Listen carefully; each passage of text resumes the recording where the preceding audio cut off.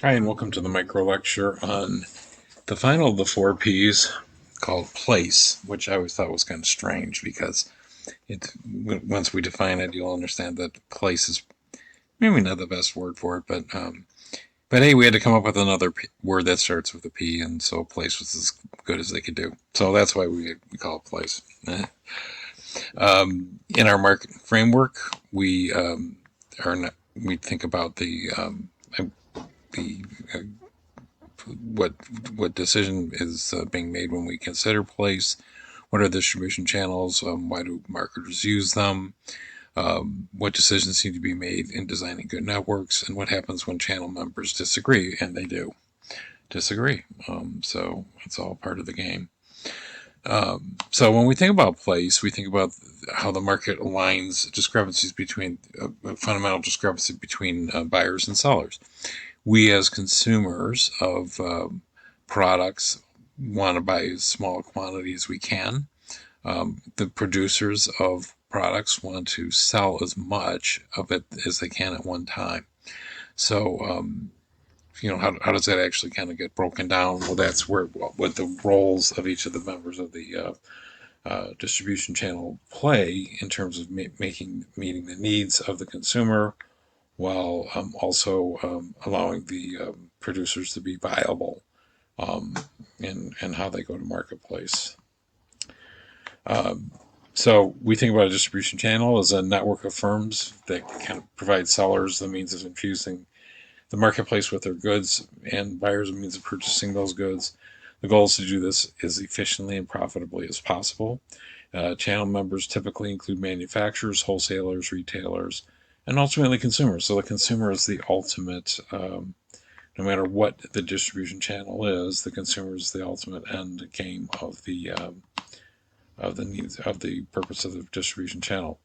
So we can think of it as having channels as having a sort of a different sort of focus, and one might be more customer oriented.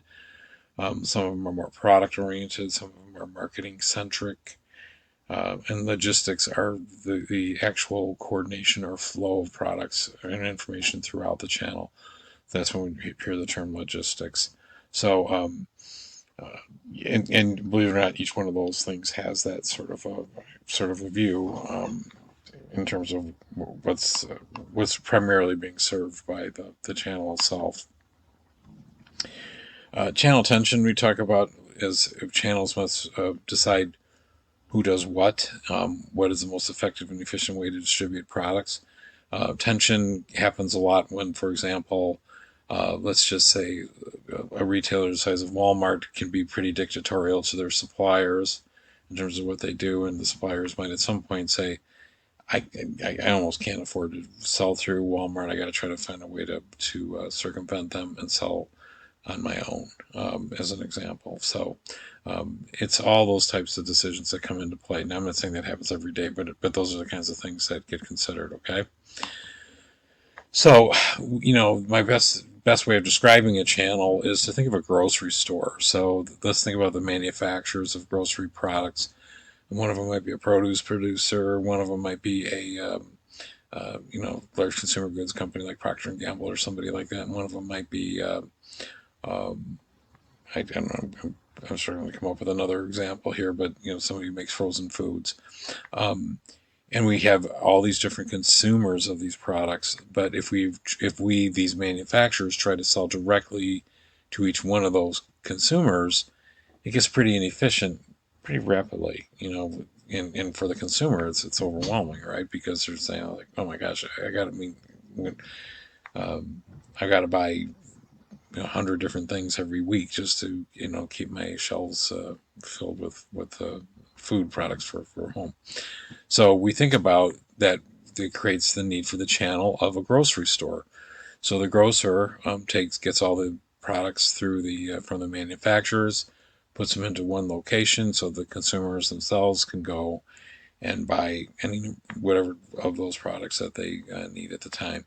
And that's what makes it more efficient. Is in one place we can get all the things we need, and the manufacturer doesn't have to sell to so many different customers. So that's so that's the justification for that channel channel partner to become part of the channel of distribution.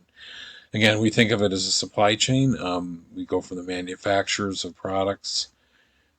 We might sell to wholesalers, manufacturers. Again, we're trying to sell it in bulk, and we go to a wholesaler who's somebody who basically warehouses the product and then makes that available in smaller units to the retailers to put into their stores, who then offer the products, and the consumers go and buy the quantity that they actually need.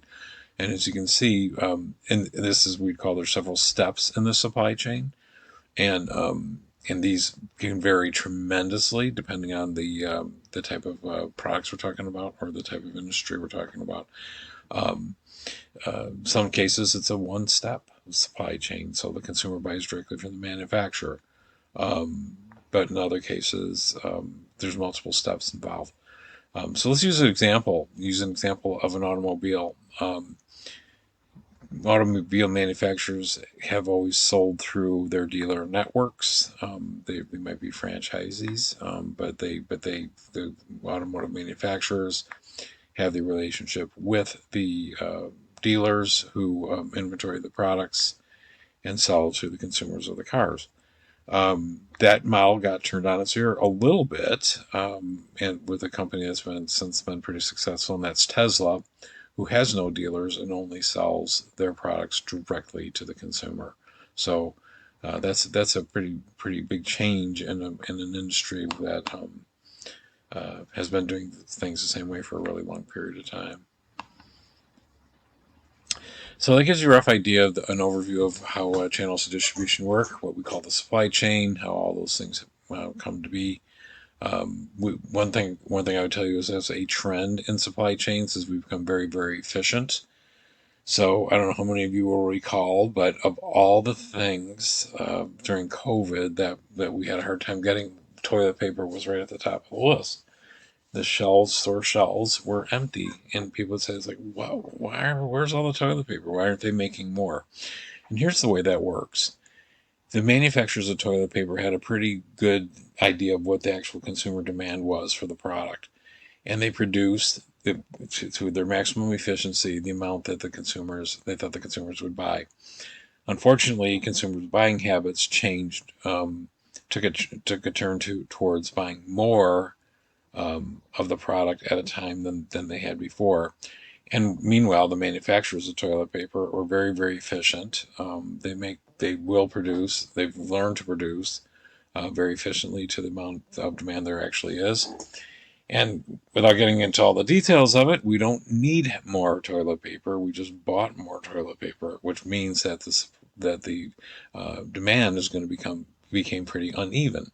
So people bought months worth of supply. Guess what? That means they're not going to go out and buy it next month, where they might have bought toilet paper once a month. I'm making this up. I have no idea, but they might have bought toilet paper once a month, and now they're not going to buy it for another 6 months. So the manufacturers are not really inclined to want to make more of it or build new plants to make more of it when they know that the demand has fundamentally not changed, just the way it's been bought.